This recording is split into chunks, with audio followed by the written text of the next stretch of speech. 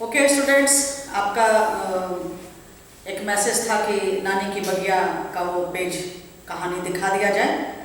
तो सबसे पहले वो आप देख लें, नानी की बगिया। इसको आप घर में भी बैठ के पढ़ सकते हैं। उसके बाद फिर हम लोग पाठ 7 चूहा भागा चूहिया भागी हरस ऊ और दीर्घ की मात्रा के शब्द के साथ ये कहानी पढ़ेंगे। तो सबसे पहले आप ये देख लीजिए। जो भी बच्चे इस वीडियो को देख रहे हैं तो आप अच्छी तरह से इस कहानी को पढ़ लीजिएगा। और पिछले क्लास में मैंने डिस्कस कर ही दिया था छोटे छोटे प्रश्न कैसे लिखने हैं और उसका उत्तर क्या होगा। ठीक है, तो आप अच्छी तरह से इसको देख लें, कोशिश करिए तो ये आप पूरा लिख भी लें कॉपी में।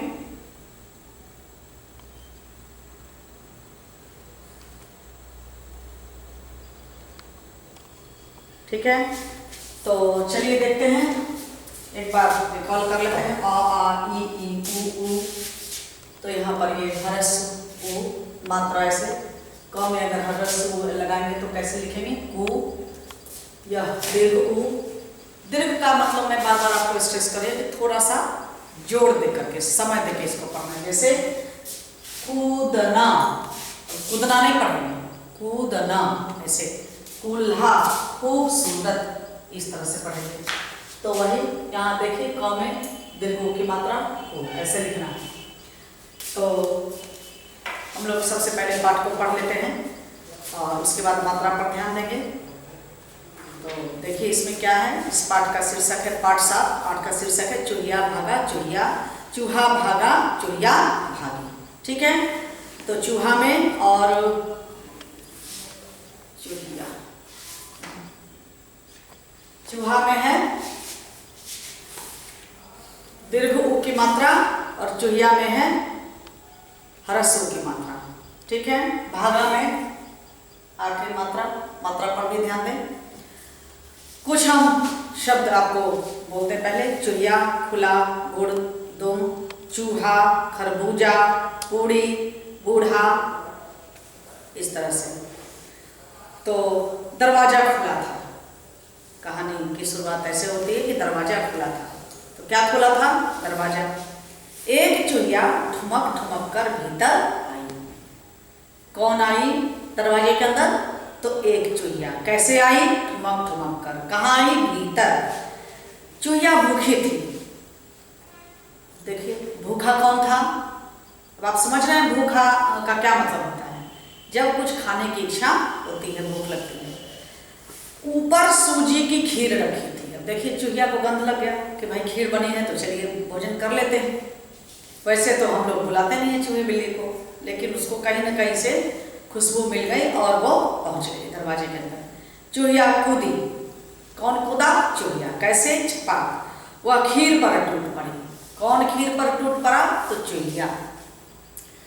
चूहिया झटपट पूरी खीर खा ली। किसने पूरी खीर खाया? चूहिया ने। तभी चूहा खुदकता हुआ आया। देखिए चित्र में अभी दिखाते हैं आपको। तभी कौन खुदकता आया? चूहा। पहले कौन आया? चूहिया। उसने क्या किया?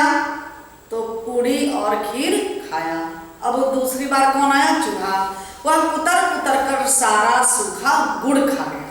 चूहा ने क्या खाया? सूखा गुड़। फिर पूड़ी खाई। उसके बाद क्या खाया? पूड़ी। कुछ पल रुका, थोड़ी देर रुक गया। तभी दूर रखा खरबूजा दिखाई पड़ा। अब क्या वहां पर दूर में क्या रखा था? खरबूजा। अब देखिए क्या क्या चीजें रखी है घर के अंदर। पूड़ी, सूजी की खीर, गुड़ और खरबूजा। कुटर कुटर सुनकर बूढ़ा टॉमी उस पर कूदा। अब कौन कूद गया चूहा के ऊपर? बूढ़ा टॉमी। रुक जरा, अब तू भी भूख मिटा जा। चूहा टॉमी की आवाज सुनकर डर गया। कौन टॉमी की आवाज सुनकर डर गया? चूहा। वह घूमकर उछला फिर भागा। और चूहा टॉमी की आवाज सुनकर घूमा और फिर भाग गया उछलकर। चूहिया भी कूदकर भाग गया। ऐसे भी आपने देखा होगा, अगर घर में चूहा आ जाता है और अगर हम लोग दरवाजा खोल के अंदर जाते हैं तो डर से वह भाग जाता है। तो टॉमी दुम हिलाता हुआ खुश हुआ। कहानी इतनी ही है। क्या है कहानी? एक बार ध्यान से फिर से सुन लीजिए। एक घर है जिसका दरवाजा खुला है। घर के अंदर सूजी की खीर, पूड़ी, गुड़ और खरबूजा रखा हुआ है। और पहले चूहिया आती है, उसको भूख लगती है और वह खीर पर टूट पड़ती है। पहले पूरी खीर खाई, फिर पूरी खाई, फिर चूहा कुदरता हुआ आता है, कुतर कुतर करके उसने पहले गुड़ खा लिया, फिर पूरी खाई, फिर कुछ समय रुकने के बाद उसने खरबूजा खाया। खरबूजा खा ही रहा था कि बूढ़ा टॉमी आ गया और उसकी आवाज़ सुन करके वह चूहा भागा और इस तरह से टॉमी दो मिलाता हुआ खुश हुआ। ठीक है, अब चलिए देख लेते हैं जरा सा छोटी ऊ और बड़ी ऊ की मात्रा के शब्द। ऊ मात्रा यहाँ देख लें कैसे दिया जाता है। कुआं, कुल्हाड़ी, खुशबू, गुदगुदी, घुड़दौर, चुल्लू। अब इसमें देखिए दीर्घ ऊ की मात्रा भी है तो आप दोनों में प्रयोग कर सकते हैं। छुई मुई, जुगनू, इसमें भी हरसु और दीर्घ ऊ की मात्रा है तो आप दोनों जगह इसको इस्तेमाल कर सकते हैं। जुड़वा, झुंझुनी, टुटपुंजिया, ठकुराई, दुबाना, तुलसी, दुग्ध, दुल्हन, धुआं, पुलिस, फुलवारी, बिल्कुल, बिस्कुट, मुकुट, युक्ति, राहुल, लुम्बिनी, विदुषी, शुक्रिया, सुगंधित, हुजूर। तो कहीं ना कहीं इसमें ऊ की मात्रा है, ऊ की। और हमने कोशिश की है कि क से लेकर के यहाँ तक में जितने भी कुछ जो हमारे डेली लाइफ में कुछ न कुछ इन शब्दों का कहीं ना कहीं हम लोग उपयोग करते हैं तो उसी शब्दों को मैंने लिया है और अभी आपके पास वक्त काफ़ी है तो आप जितना ज़्यादा से ज़्यादा शब्द को सीख लें उतना आपके लिए बेहतर होगा। यहाँ देख लीजिए बड़ी ऊ की मात्रा के शब्द हैं। कूदना, कुल्हा, खूबसूरत, घूस, चूड़ीदार, झूठ, टूर्नामेंट, डाकू, ठीक है, डूबना, तंबू, तूफान, थूकना, दुधिया, दूषित, धुली, नींबू, पूजनीय, फूल, बीज, भूमिका, मौजूद, मोतीचूर, म्यूजियम, यहूदी, लू, विभूति, शून्य, संपूर्ण, सूचित, सूर्यमुखी, बातुनी, बालूशाही, बैलून। तो इस तरह से हम देख रहे हैं कि छोटी ऊ, ह्रस्व और दीर्घ ऊ की मात्रा के शब्द ये सब हैं। अब कॉपी पेन निकाल लें आप अच्छी तरह से और आप एक एक करके लिखिए। फिर से मैं एक बार बोल रही हूँ ऊ की मात्रा के शब्द। कुआं, कुल्हाड़ी, खुशबू, गुदगुदी, घुड़दौर, चुल्लू, छुई मुई, जुगनू, जुड़वा, झुंझुनी, टुटपुंजिया, ठकुराई, डुबाना, तुलसी, दुग्ध, दुल्हन, धुआं, पुलिस, फुलवारी, बिल्कुल, बिस्कुट, मुकुट, युक्ति, राहुल, लुम्बिनी, विदुषी, शुक्रिया, सुगंधित, हुजूर। अब इसमें ये देखना है कि ऊ की मात्रा के शब्द के ऊ की मात्रा के साथ साथ और भी कुछ मात्राएं लगी है। जैसे कुआं में चंद्रबिंदु है, कुल्हाड़ी में आ की मात्रा है, दीर्घ की मात्रा है, तो आप इन सब शब्दों को भी ध्यान देंगे। ठीक है, तो आगे और लिखिए। कूदना देखिए, कुल्हा, खूबसूरत,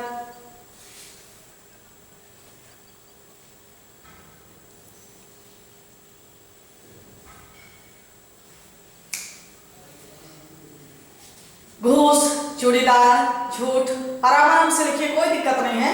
टूर्नामेंट, डाकू। अब देखिए डूबना में दीर्घ ऊ की मात्रा है और नौ में आ की मात्रा है। तंबू में अनुस्वार, तूफान, फ में भी आ की मात्रा है। तो इस सब के ऊ की मात्रा के साथ साथ आपको और भी सारे मात्राओं को भी आप देखिए। ठीक है, चलिए अब हम आपको लिख लिया तो अब हम आपको इस पाठ के कुछ जो अभ्यास के लिए दिया गया है वो मैं आपको दिखा देती हूँ, कहानी भी दिखाती हूँ और आप इसको अच्छी तरह से लिख लेंगे। ठीक है, चलिए तो आते हैं एक बार पाठ को आप देख लें। सबसे पहले पाठ को आप देखिए।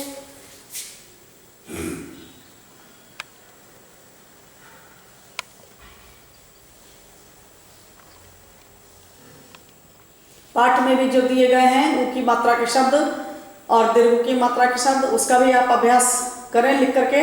और जो शब्द हमने आपको दिया है उसको आप कोशिश करिए। सारे शब्द बिल्कुल ही आसान हैं और कम से कम 5-5 बार सारे शब्दों को लिख करके आप इसका अभ्यास कर लें।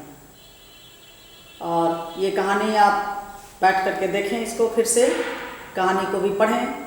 और लिखते समय में एक बात का और ध्यान देना है कि आपको बोल बोल करके लिखना है। क्या करके लिखना है? बोल बोल के। बोलना भी है और लिखना भी है। ठीक है, तो चलिए अब इसके अभ्यास के आप देख लीजिए क्या क्या लिख कह रहा है आपको, अभ्यास के प्रश्न। ठीक है, चलिए देखिए इसको।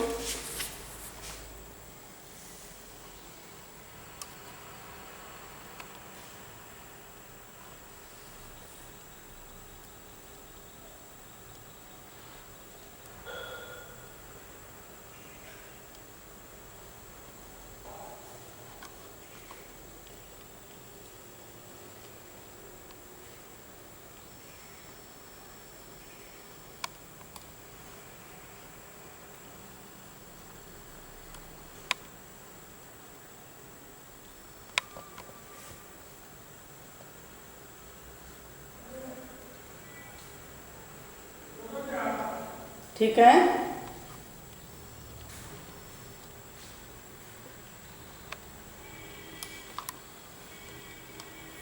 थोड़ा सा और रह गया है आपके लिए कुछ, और आप देख लीजिए।